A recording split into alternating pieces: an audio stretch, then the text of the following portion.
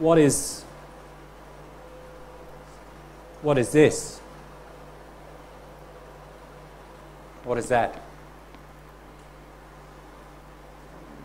All right, what does that question mean? Well, many different answers. Well, what does it show us? Well, first it shows us student at netlab 24 $, and I think you've been typing commands, you may have seen it change sometimes. What information does it show us? Student is the username. I'm logged in as student. At netlab 24 is the host name, the name of my computer. I'm actually logged into the computer at the back. Yours would be netlab 1, 2, or whatever the computer number is. So that's the name of the computer. Colon, the tilde represents your current directory. Tilde, remember, is your home directory. /home/student. This is just a shortcut. And dollar means from now on, everything beyond that you type. This is called the prompt. Okay? And the prompt, in this case, can provide some useful information: who I am, what computer I'm on, what directory I'm in. Why do we care who I am?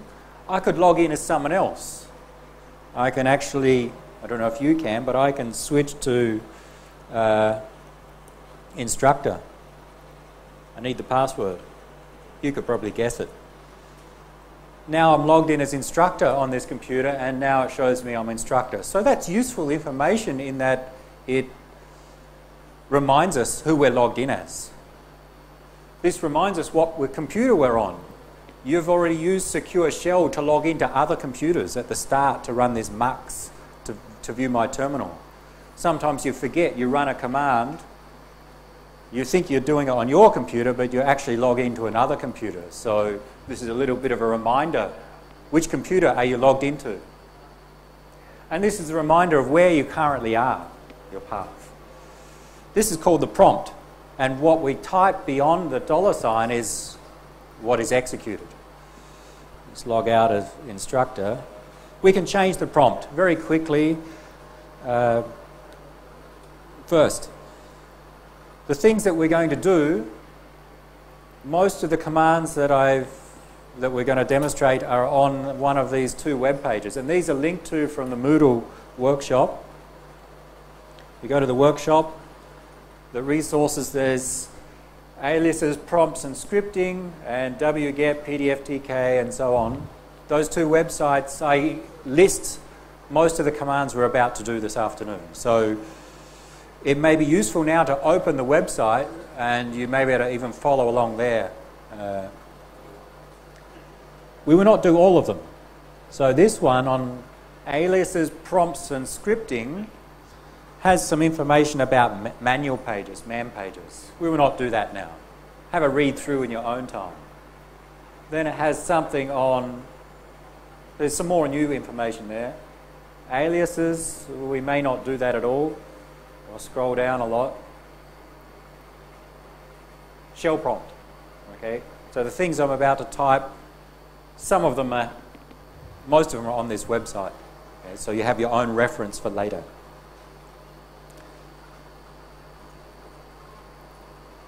Echo, we saw towards the end this morning that Echo displays something on the screen. What's something? The parameter. Echo hello prints hello on the screen. But in the shell, right, what is the shell? When I say the shell, the language that this terminal interprets, we refer to as the shell. Okay? So the commands that we have here and the way it outputs things, the shell is the piece of software that manages all of this. There are different shell programs.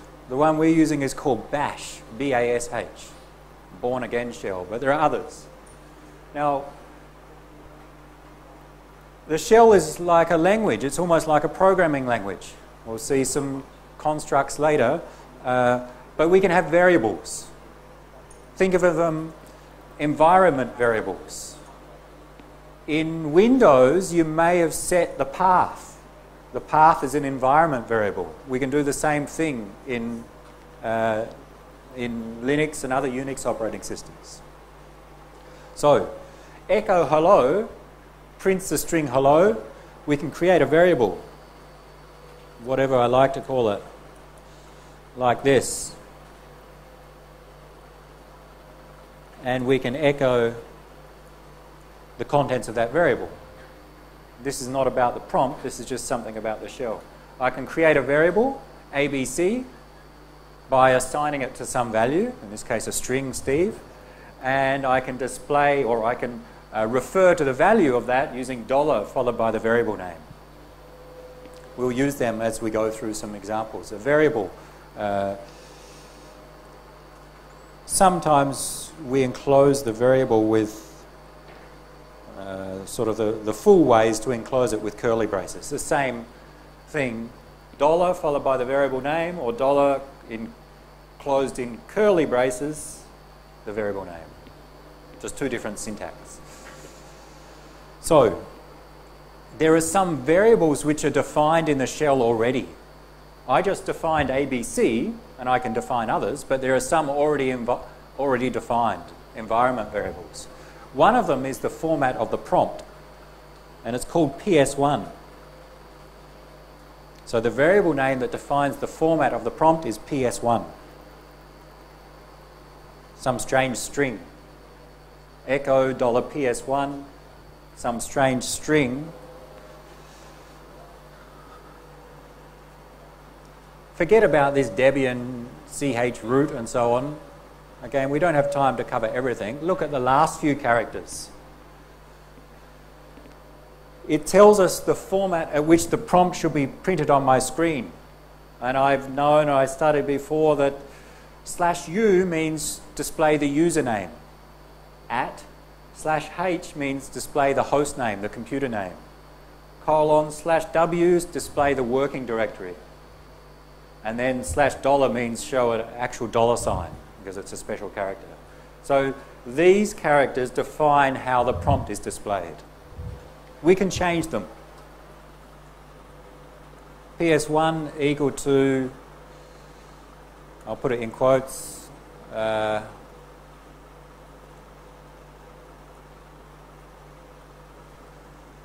you can change it to whatever you like.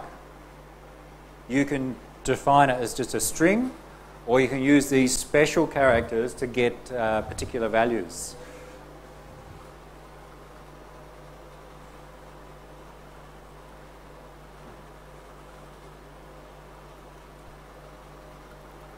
So PS1 is just a variable which defines the structure of the prompt. Okay. If you look through the man pages, you'll see the definitions of these special characters and many others. And that's not what I'm doing today. You can find them in your own time. That's just a quick explanation of the prompt, and let's change to maybe something different.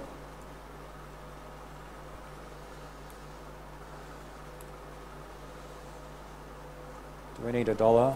I think we should do dash.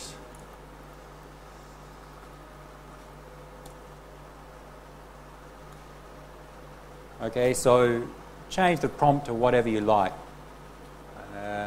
In this case, I've changed it to just display the username, followed by a $, space, and then what I type in. That's the prompt. In the website, there are a few more examples of the prompt which we will not go through. You can change the color. Okay. So the terminal in the basic form is black and white, or just two colors. But most computer systems support multicolored terminals, so we see the different colors of the directories and files. We can also change the color of the prompt. I'll copy and paste one from the website, so they don't have to waste my time typing it.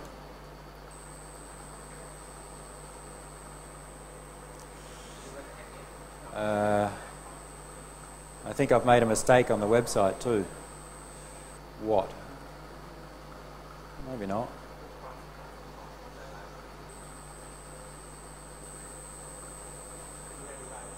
Okay.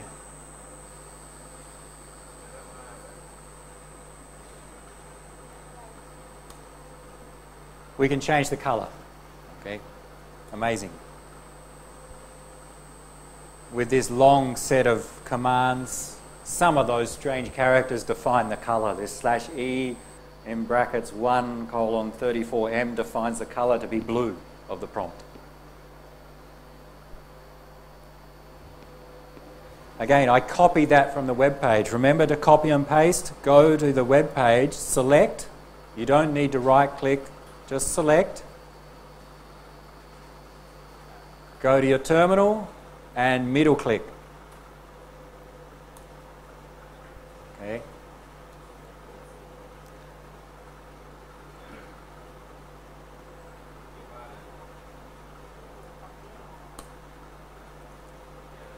Now we have a beautiful prompt. Some things that this afternoon we'll go through quickly just to make you aware of those things. Like you're aware that this is the prompt and you change it by setting PS1. Exactly how to do it, what possible values you can set, I'll let you explore in your own time. We will not go into any more detail. The website, that web page has some more details and also will point you to where to find more information. That's the prompt. Can I go back to normal? What was it at the start?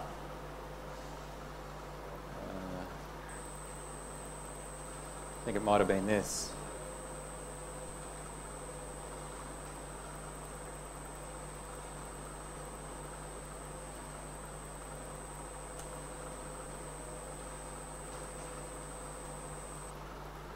If you want to go back to the original one, you can copy it from the website, or much easier, exit.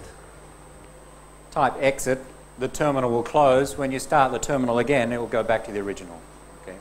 So the changes only apply, it's not permanent, only applies during this terminal. To make it permanent, we'll see how later. Okay? It's not too hard. We'll see it with something else. So for you, I will not do it, but you can exit and start a new terminal. Another variable. When I run ls, ls is a program. It's an application. Where is it? Which ls tells me ls, the executable file. In Windows, it would be an exe file, ls.exe. Here it's just ls. Is in the /bin directory. Why does my shell know, when I type ls, why does it know to execute ls from the bin directory? There may be a copy of ls in other directories. It knows from what we call the path. The path defines what directory should we search to find an executable. And it's just another variable.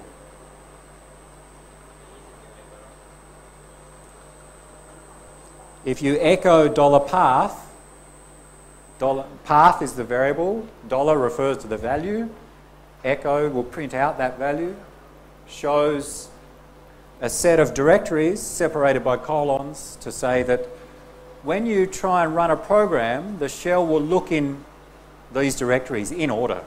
It will first look in home student bin and then, or I've got home student bin again, that's a mistake, and then these other directories. I set something up yesterday that made home student bin repeat. So this is the path. You can change it. I don't suggest you do. Now, just make sure that you do have home student bin in your path and at the start. Some of you may not if I didn't set the computers up correctly. This is saying when I run a program, the shell will look in this directory first to see if that program exists. If it doesn't exist there, it will move to the second directory. If not there, it'll keep going. If it doesn't exist in any of these directories, it will return an error, command not found. Normally, home student bin is not in your path.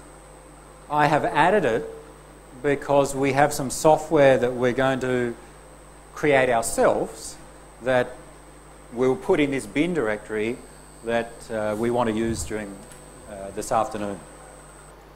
Anyone not have /home student bin at the start of their path? Not have it? Who doesn't have it twice? Having it twice, it shouldn't be there twice, that's my mistake. But it won't hurt. If you want to add something to the path, maybe Echo will take a... let's try. I had a variable, we'll do it with something else. I had ABC. Echo, you can combine variables and strings.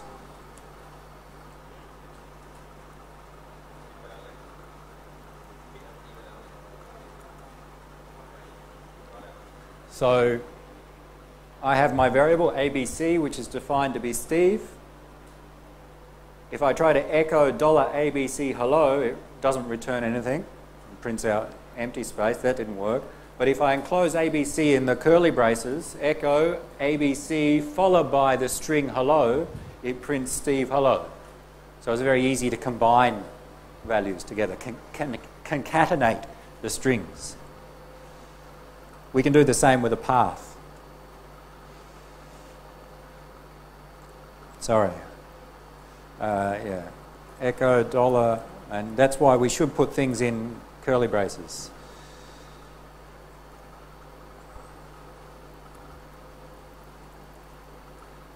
If you had a new directory called new bin, I'm just making it up, we could add it to the path.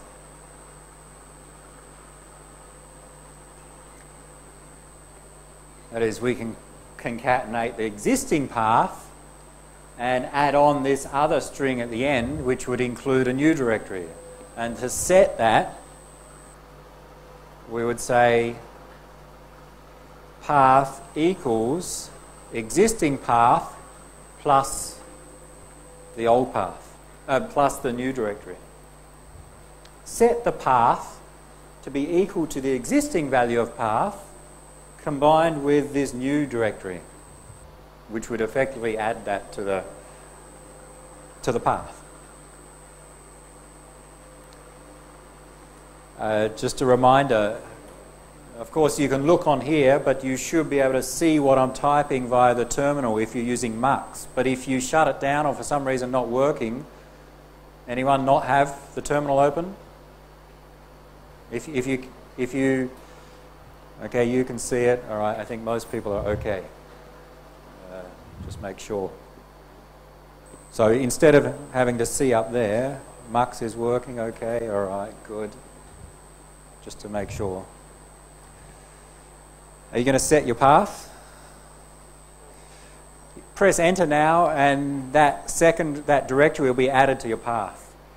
I don't want it there, so I'm not going to press enter. But you can do it, it won't hurt. Okay, we'll do it.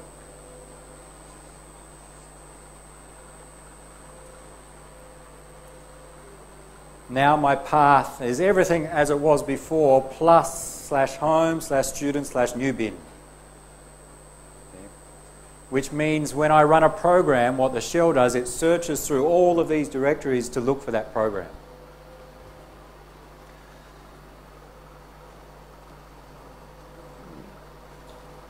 Ask questions as we go, otherwise we'll just quickly move on to the next thing.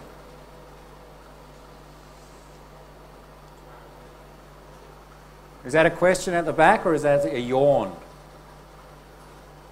I think it's... Okay. Now what we're going to do is put the commands that we've been running. Remember, we run a command, press enter, run a command, press enter, put them inside a file and run that file. A text file. So I'll just clear, we'll start again. We'll use my text editor, Nano.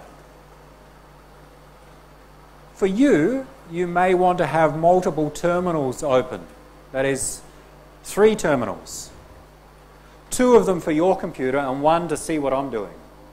Sometimes it's useful to have two terminals, maybe open an editor in one and execute in the second. But I will not, just for the limited screen space. Let's create an example. If I can spell. No. Example 1. Remember, file extensions mean nothing in Linux. It doesn't matter what file extension I add. It doesn't matter if I don't include a file extension. It doesn't have to be .txt. In this case, I'll just call it example 1.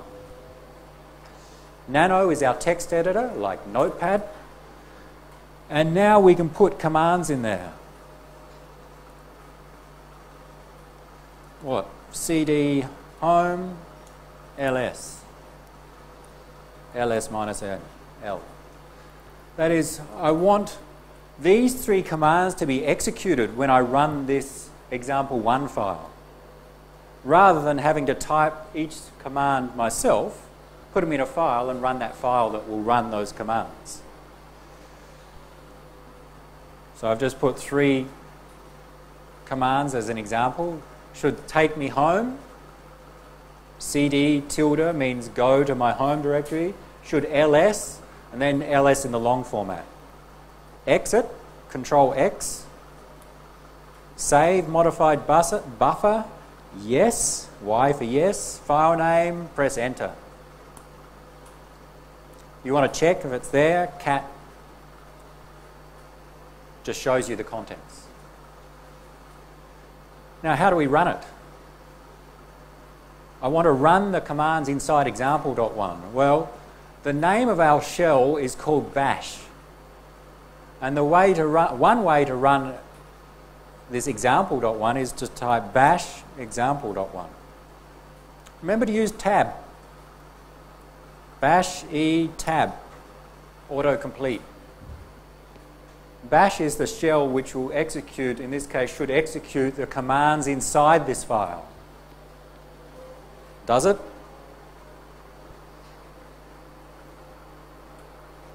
Yes. You see the output of those 3 commands. The first command had no output. It just moved me into a directory. The second command, it's not so nice on my screen, but the second command was ls. It shows these files. And the third command, ls minus l, which shows those files in long format. There's what's called a shell script. A script which allows you to automate tasks. Any problems with shell scripting? Very easy. Just put your commands inside a text file and run that text file.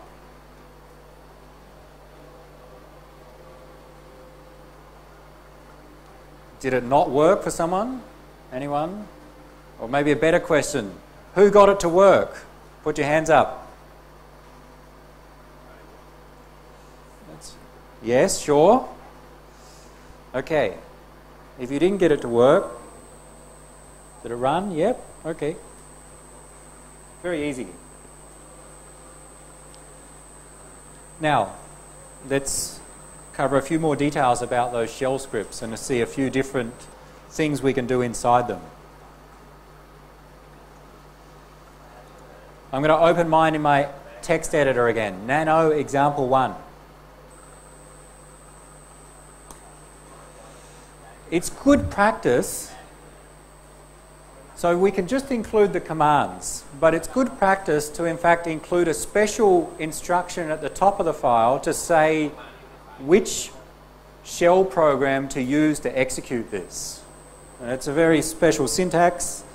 The first line should be hash, exclamation mark, and then the exact path to the shell script, the interpreter. And we're going to use bash for all our examples. If you don't know what this means, don't worry, just use it in the top of all your shell scripts. It doesn't have to be bash. It can be others. In fact, others may be better in some cases, but we will use bash for simplicity in our case. Hash is normally a comment in shell scripts. Anything after a hash is usually a comment. In this special case of the first line, when it's combined with the exclamation mark, it's not a comment. It's a special instruction saying, if you execute this file, use bash to execute it. Don't use some other interpreter. Hash exclamation mark, hash exclamation mark is called bang. So this combination is called shebang. Hash bang, shebang. So include that at the start of your scripts. When you execute it, Control X, save yes, enter, again. Run it, you get exactly the same. Nothing has changed with regards to the output.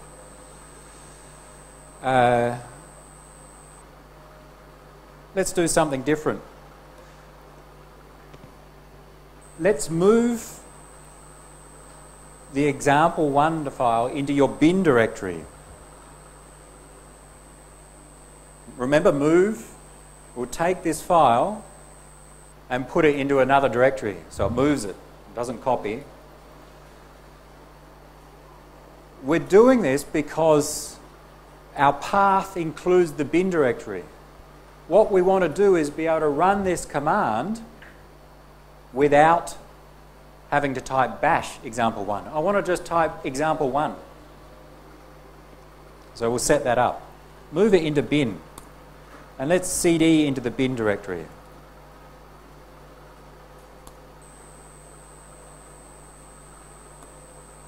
There's already some programs in there from some I've installed, FFmpeg. And example1 is there. Again, something that you may not understand but you need to accept for today with limited time.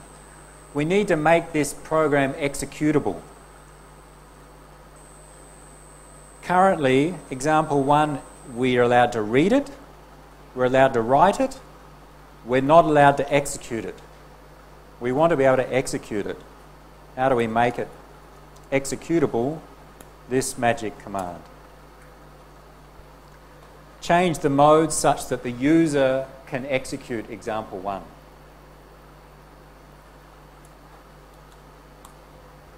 And now we see an X here.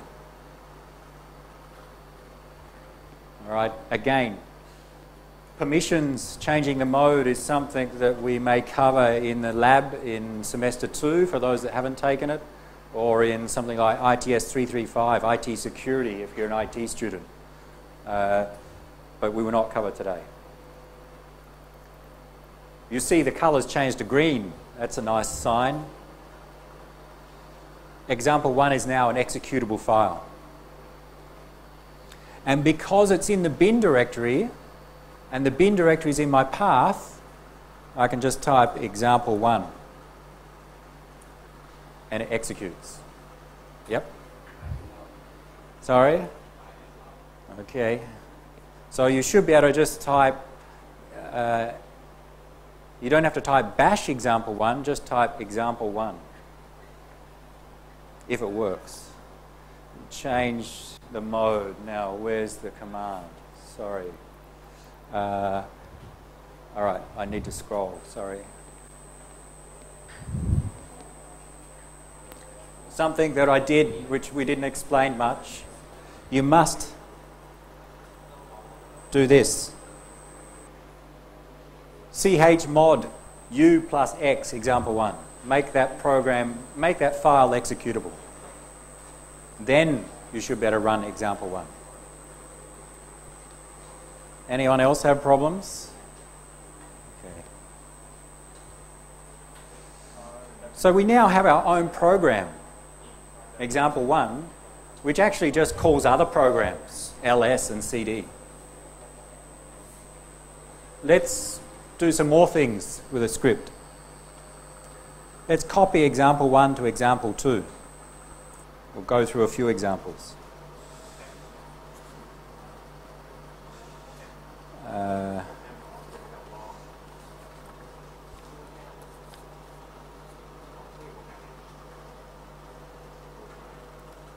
Or a quick one. Now let's edit example2, nano example2.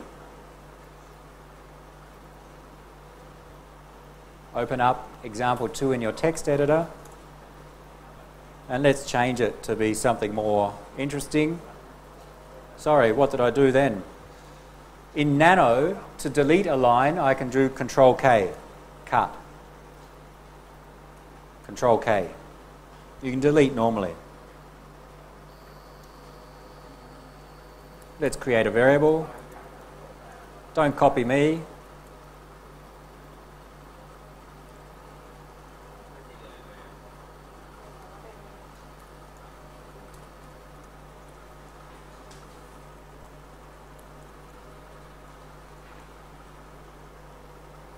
Set a variable to some value, the first line here, and then echo some string, my name is, followed by the value of that variable.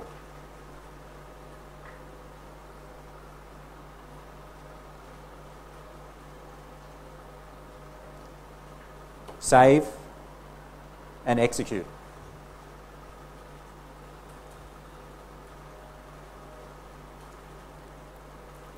I'll leave it up there for a moment. You can save that, execute, exit Nano, and execute example 2.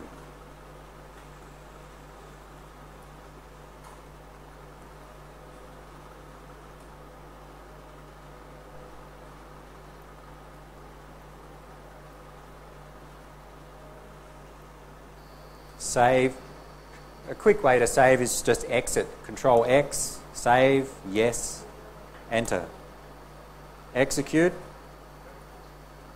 Example 2. All right, so this is just our use of variables.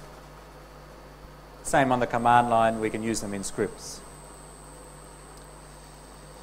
Next, the shell. All we've done so far is run a command and we get the output. Well, it has more complex syntax and it allows different programming constructs. It allows what we'll use for loops, if statements, while loops, and many other constructs. So we'll just introduce for loops and then if statements, and we'll do it inside the shell script. I'll just keep copying in my example to a new one, just so I could have a record of the old files. Copy example 2 to example 3, and then edit example 3.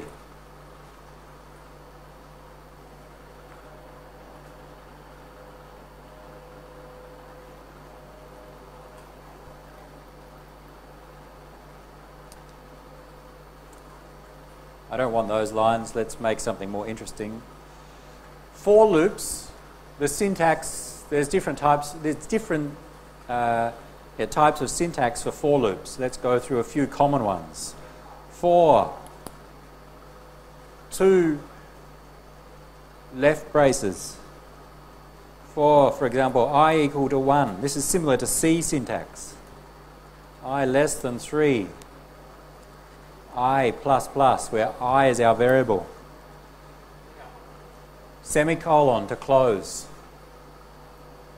Do. And I'll use a tab just to indent. You don't have to. Echo $I. Done. A simple for loop. So we're just trying to introduce you to the syntax. What you put inside here, well, it can be as complex or as simple as you like. Here we're just echoing the value of I. You could put in your own commands, ls, copy files, whatever you want to do inside that for loop. So the syntax, 2 left parentheses, I equal to 1, semicolon, I less than equal to 3, semicolon, I plus plus to increment I. Yep. Why would you not have 2? How many do you want? Just 1. Why? Why not a square bracket, a square brace? Why not a hash? It's just the syntax. Okay. Now, why did they choose? So the designer of this language, why did they choose this syntax? I don't know. I have to ask the designer. But I suspect it's something to do with brackets are used a lot in shell for other purposes. So I suspect using a single one may have been conflicting with other purposes of the bracket. Okay. In fact, I think this is a new addition, relatively new compared to the early versions, this syntax. While we're here, Well, no, let's execute. Save, Control X, save, and run your example just to be sure you know what's happening. Example 3, magic, 1, 2, 3. Once it's run, then edit again and we'll add a few more examples of the for loop syntax. Anyone not get 1, 2, 3? Okay, at the back? All right.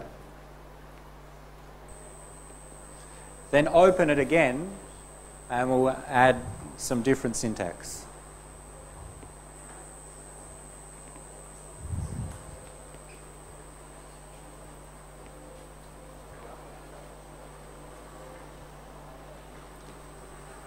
Another syntax for some variable in some list of strings, for example.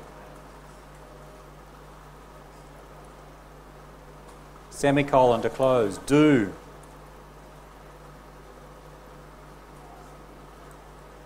Whatever you want to do, echo the name, done. So just a different syntax for the loop conditions. This is the typical C where you increment a counter, for example. Here, for name in this list of string values. So in the first instance, name will be Steve, and then it will be Tanarak, and then Pakini. Okay. And I think we've got one more.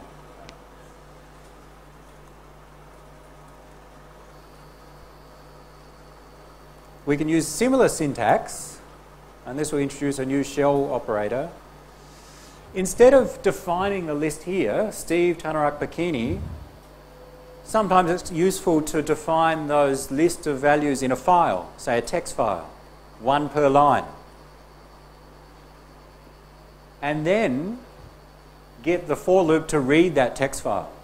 And one way to do that, I'll write it.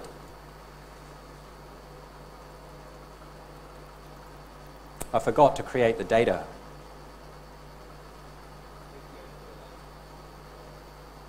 Actually, let's go back and create the data.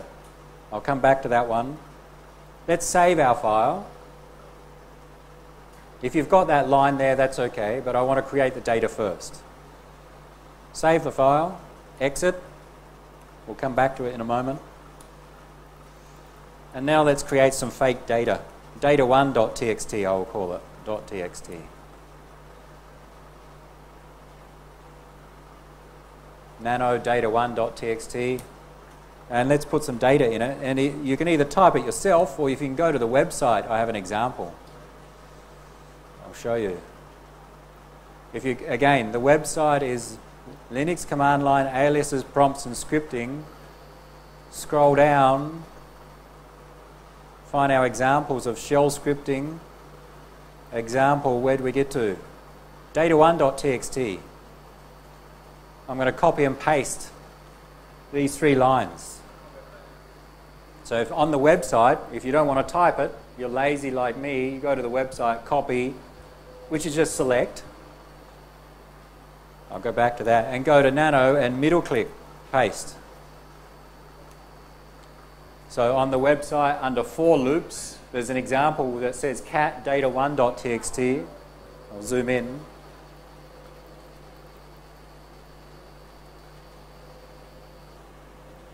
Under for loops, this is the data I want in the file. It means nothing.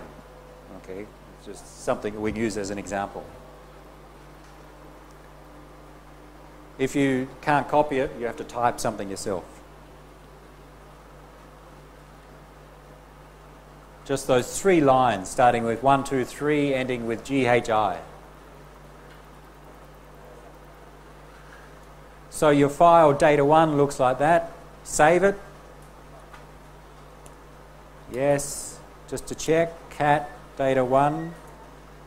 Okay, data1 contains those 3 lines of text. What are they? Just some random or some strings separated by commas. We'll use those commas as field separators in a moment. 3 lines with 3 fields each. Now go back to our example 3 and finish our for loop. open example 3 in Nano, press enter, and we'll add one more for loop, the third for loop. And again, if you're lazy, you can go to the website and copy the for loop. Just make sure everyone has that so far.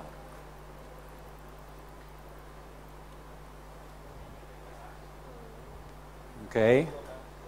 All right, and then we'll go back to the for loop.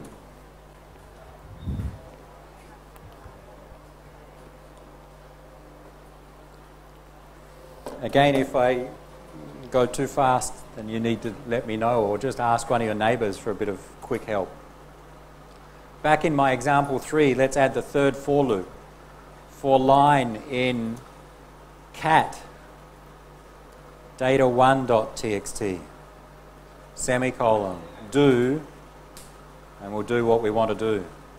But let's first look at this syntax. So line is just the variable.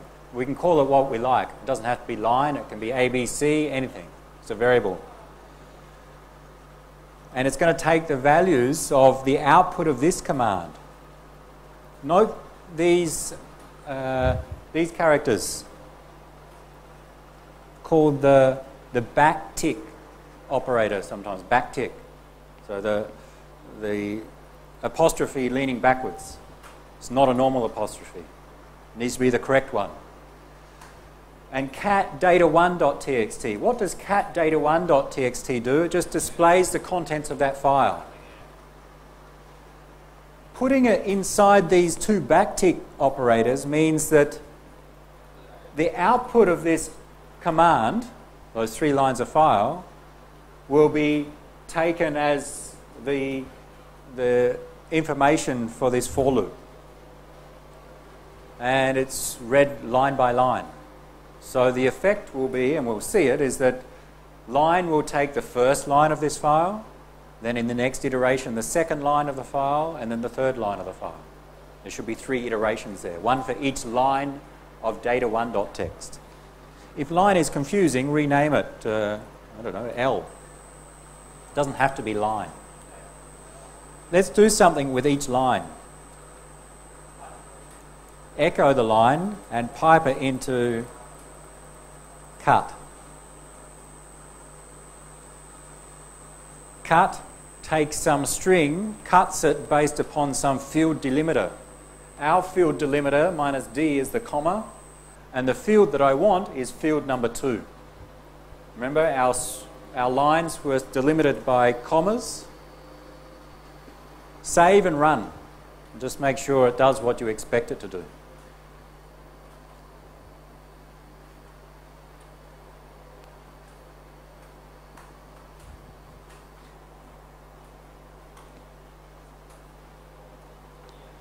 Use the website to get the exact syntax. If I've gone too fast there, you can get it from the website. Did it work? Okay, easy.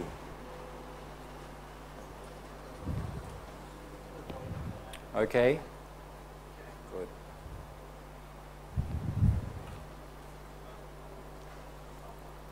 So we take L, will take in the first iteration the first line, and then the second iteration the second line, and the third iteration the third line. We'll echo a line, and then we'll pipe that into cut, which, if we delimit by commas, will take field 2. Yep. So the cat data1.txt means execute cat data1.txt, and the output of that, by using these 2 backtick operators, these 2, means the output of that will be the input, or as if we typed the output of that here in the file. We'll see another example of those backtick operators, I think, shortly. They're quite important. Let me run mine. You should see something like that, depending on how you change the values. 3 for loops. The last one prints the second field of those 3 lines of that file.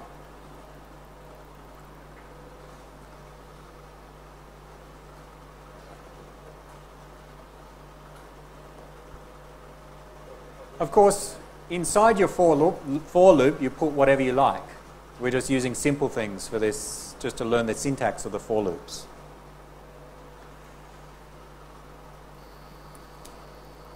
Let's keep going. Example 4. Copy example 3 to example 4. Edit example 4.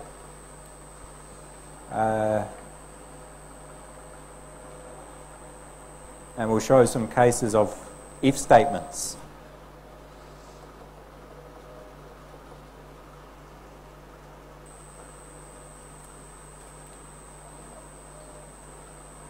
The first one, we'll do it inside a for loop.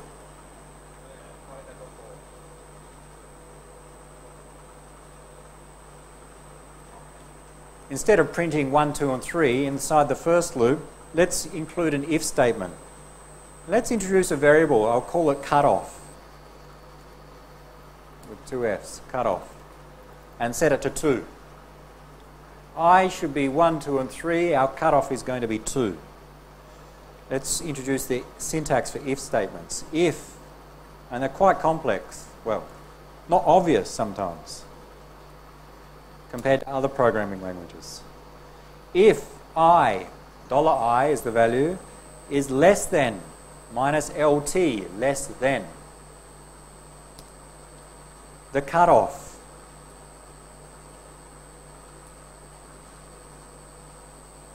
And that condition is enclosed in square brackets, and they're important. They tell the if statement to test this statement, to test if I is less than cutoff. And I think you need the spacing correct here. I think if you don't have a space after the left square bracket before the $, it may not work. Then, if that is true, then echo some message. $I is less than cutoff.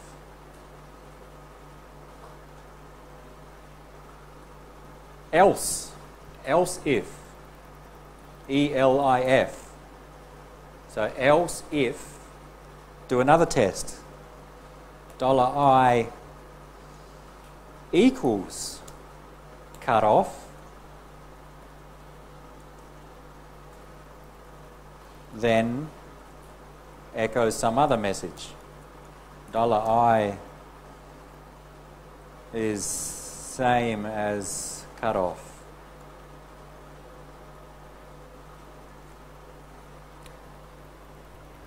I'm typing it myself. Sometimes I make some typos and make mistakes. We'll find them later. If you don't want to type it yourself, you've got 2 options. Copy it from the website. You'll get everything. Or just copy from the terminal as I type. All right? If you don't want to type it, then copy it from what you see in your other terminal. But try and understand the syntax. And else echoes something else.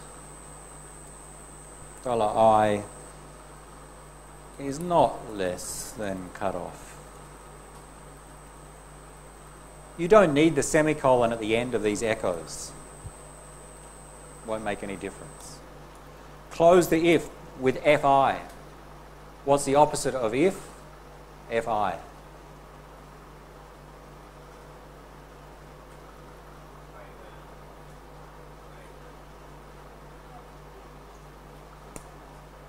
And we have our first example of if statement. So this is one syntax where we're comparing numbers. So $I is an integer, is a number, and cutoff is a number. So we can compare them with less than, equal to, and you guessed it, there's GT for greater than, there's LE for less than and equal to, or equal to, and a few others.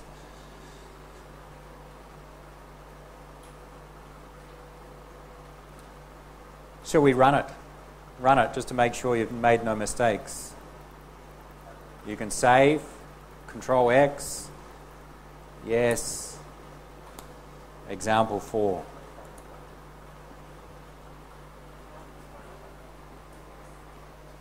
Okay, so I iterates from 1, 2 and 3.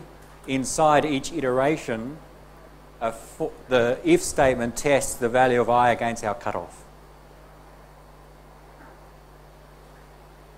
It's just introducing the syntax. Yeah, best to do it here. There are other ways to do it, but this is just a quick way to get started. Any questions?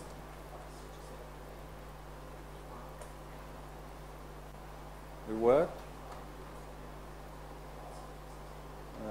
Press FG. Control X. Now run it. Yeah, the first 3 lines. Oh, dollar cutoff, not percent cutoff.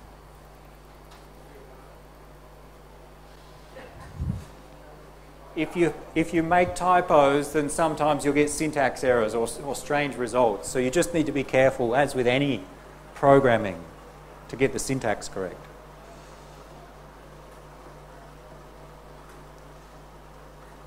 Okay, let's quickly get a couple more if statements. Let's continue to edit that file, example 4. That was one form of syntax where we compared numbers. We can do string comparison. In our second for loop, where we listed the 3 names, if, and I'll enclose it in double quotes, if name, and a good practice is to include the curly braces. If name, here we use equals to do string comparison. Then echo fi closes the if statement. Okay, so there are no, curly braces like in C to open and close. We use fi to close. Then echo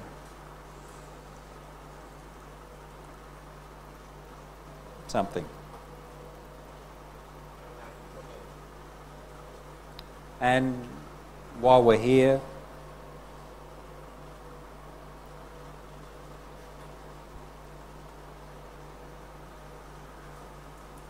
let's add another one. So this one is just comparing strings. So we can use equals. Minus EQ to compare numbers, equals to compare strings. And it's good practice to have everything in double quotes to make sure it is a string. Because if $name was an integer, then we'd be comparing a number against a string, which may be a problem. So it should say, it should iterate through the 3 names, and when it gets to Tanaraki, it will echo out a string. Last one. Here we did, what did we do?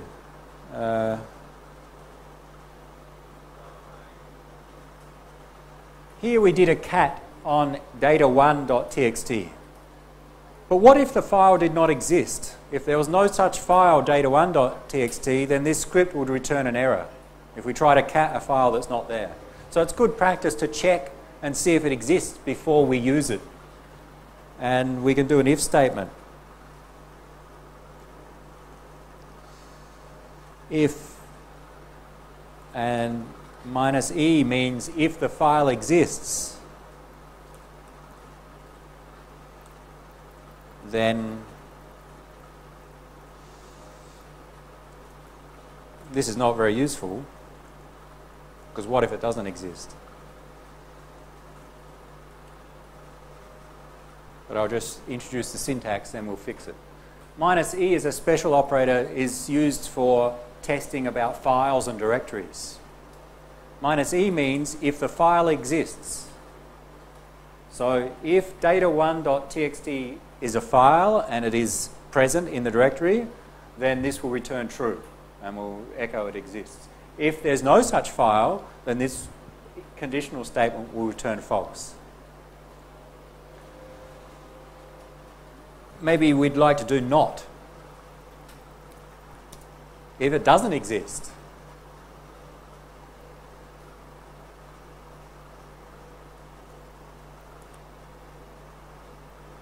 then if the file is not there, but we want it to in the next for loop, then we should exit.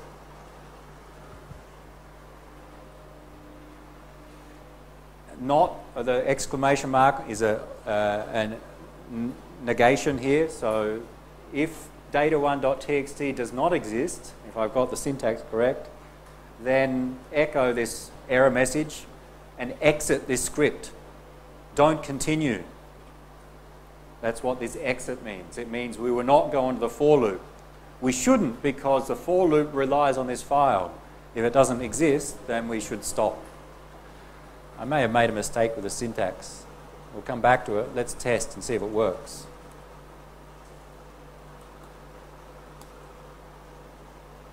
Run example 4. Tanarak is my boss, and it shows those values. And let's move data 1 to be data 2. Therefore, data 1 would not exist. Then it handles that case. I'll show you the if statement in a moment, but just check if it does what you expect. When you see syntax error, something's gone wrong. Don't continue.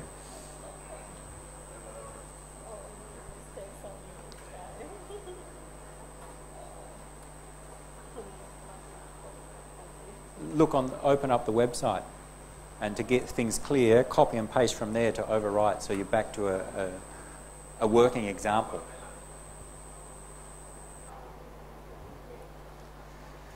So the idea is we check if a file exists before we use it. Everything works, but you're getting errors. To me, that means not everything works. Errors, warnings and errors are not good. Okay. What's it say? Is there a way to check the line? Here, how do I get the line? Control C. Maybe a space here. Try to use, I'm not sure, but I think a space there. Yeah. That fix minus E, space before the minus E. Yep.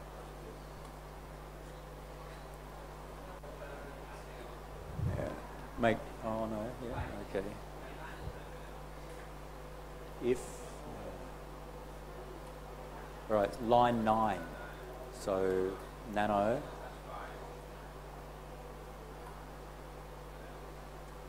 And Control C will tell you the line.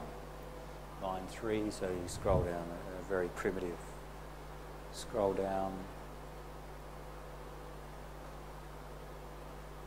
What's wrong? If less than. Try a space after ELIF. I'm not sure. I think it's acceptable. If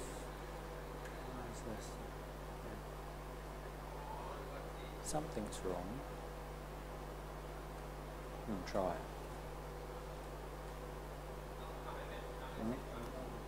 Different. Again.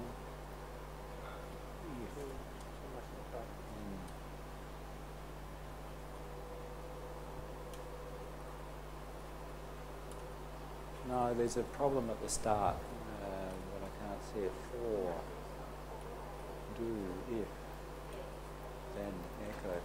After the echo, a space.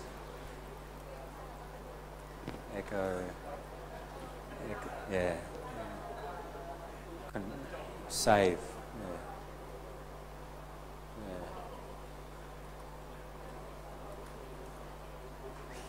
Still an error down on line 16, okay. I think you've got two dones. Only the for loop needs a done. So the second done is not. How do you change? Similar, if you go to the website, there's an example about the prompts, and But don't try it now, it's quite confusing.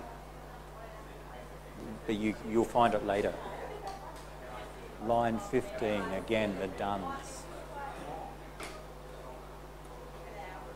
Only one done. You need one done for one do. Okay, yep. Delete one. Delete done. Yep. And here as well. Yep. Yeah. Okay.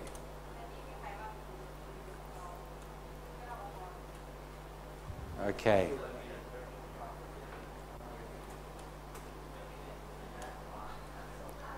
To find the line number inside Nano, you can use Control C and it will show you the line number. So if you've got an error, scroll down, press Control C, scroll down, scroll, okay, Control C, line 36, so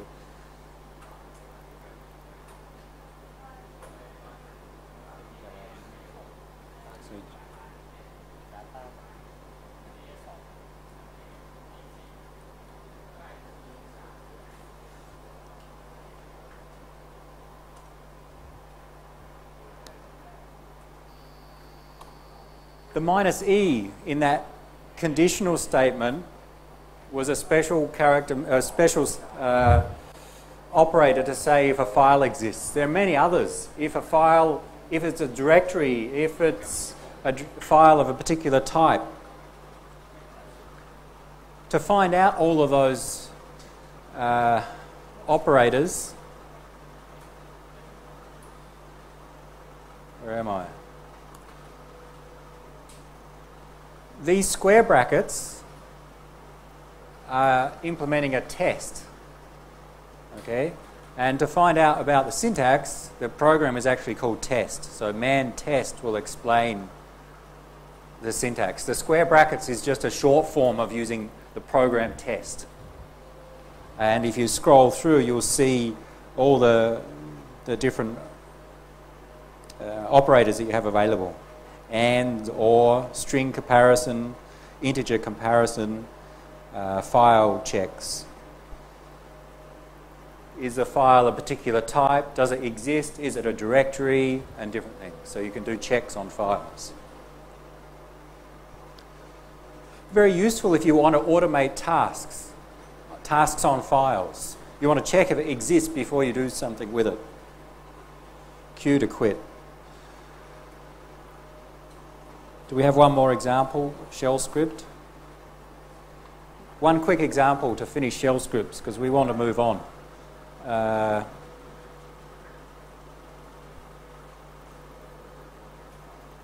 going to copy.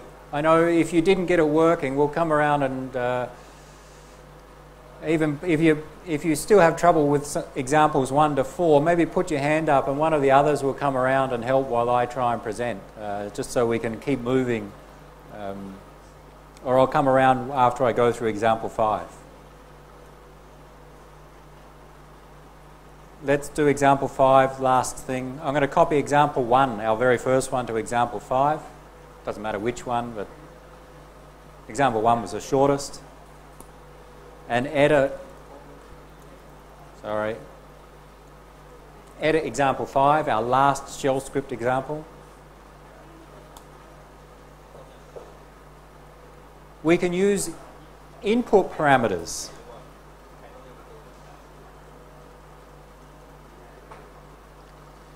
What's the case?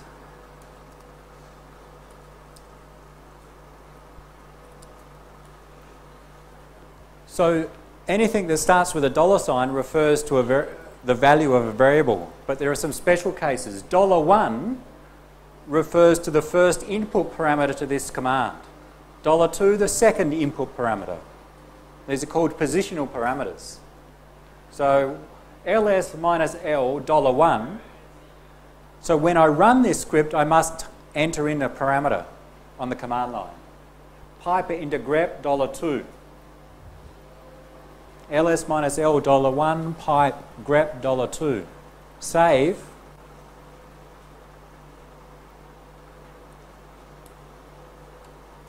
And run it.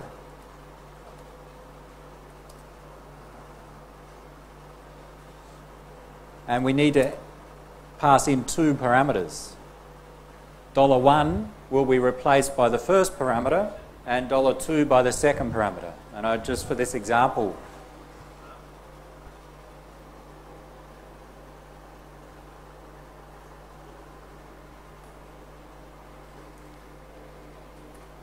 example 5 had inside the script $1 and $2, they'll be replaced with the first and second parameter on the command line.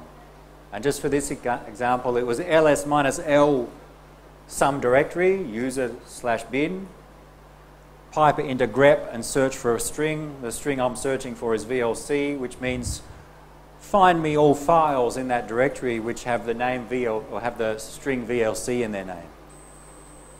And it shows you CVLC, NVLC, and a few others.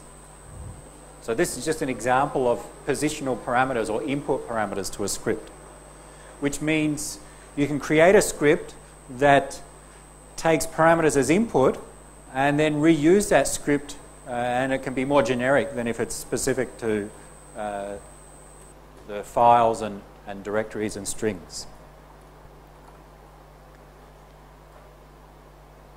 That's our last shell script.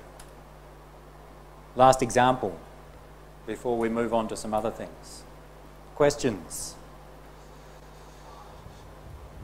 The things our shell scripts did were not very interesting. It's up to you to put the commands inside to make it do what you want it to do. We just introduced the syntax. Everything okay now? Yeah? Easy? You need two parameters.